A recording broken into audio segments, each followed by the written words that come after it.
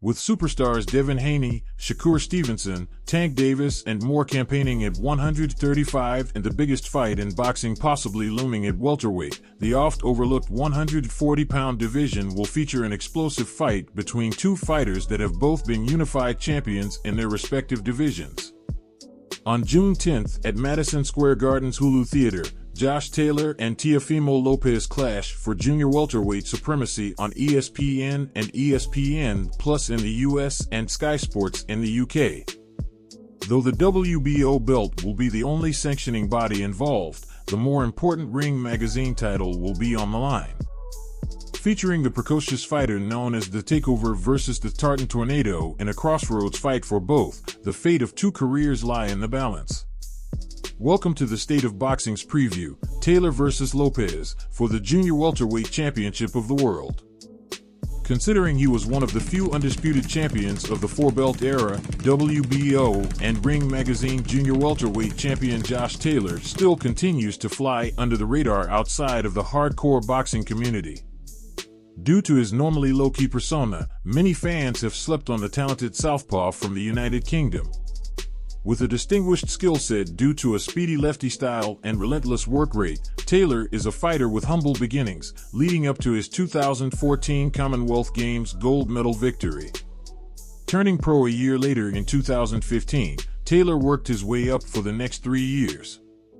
A former Commonwealth Super Lightweight champion, Taylor burst onto the scene by competing in the World Boxing Super Series Light Welterweight tournament in 2018, beating Ryan Martin in the quarterfinals and Ivan Baranchyk in the semifinals for the IBF title. Even still, Taylor went into the finals an underdog against the hard-hitting, awkward Regis Prograis.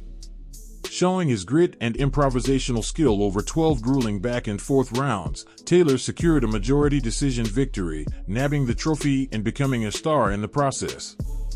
Still undefeated and riding high from his tournament victory, there was only one step remaining. And that was undisputed. Now holding all the belts except the WBC, all he had to do now was annex that title to hold them all. There was only one problem. The person holding that title.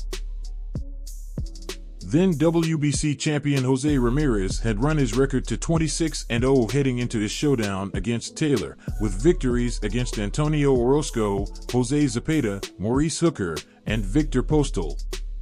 Once again, Taylor came into a fight as an underdog in the eyes of many.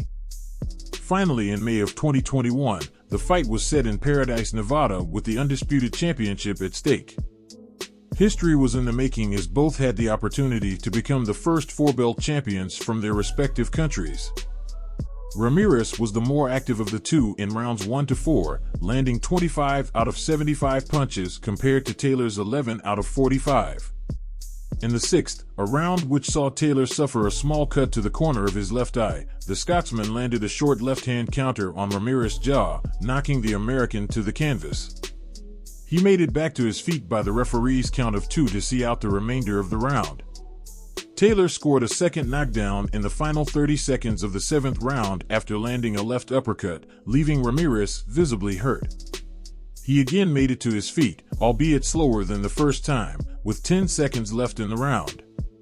The next 5 rounds were closely contested, with both men finding success.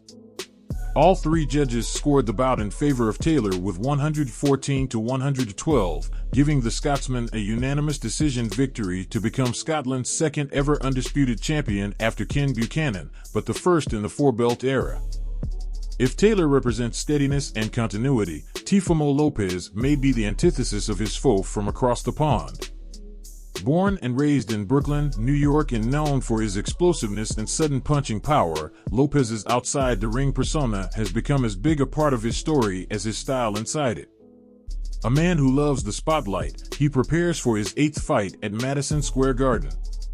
But if there's one thing that he does have in common with Taylor, it's that he comes from humble beginnings, where he and his father built themselves up from nothing to unified world champion.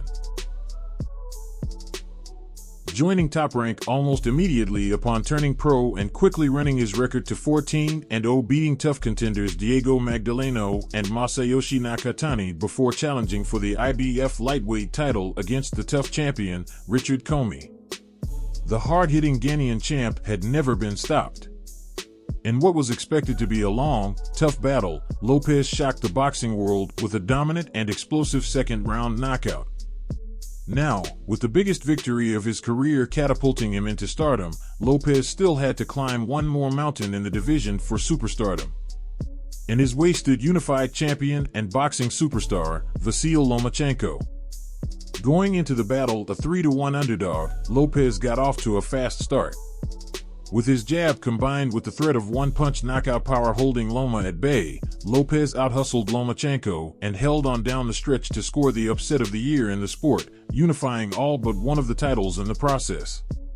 Still the biggest victory of his career and most noteworthy moment, everything was at an all-time high for Lopez. However, since their huge victories over Lomachenko and Prograis, both fighters' stock have taken a bit of a hit. With Taylor struggling against underrated Jack Catterall and Lopez dropping the titles to George Kambosos en route to moving up north to the 140-pound waters, neither fighter has looked their best lately, which adds another level of intrigue to this battle.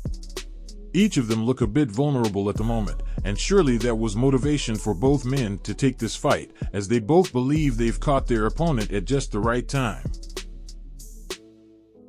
The tail of the tape shows Taylor enjoying a 2-inch height and 1-inch reach advantage.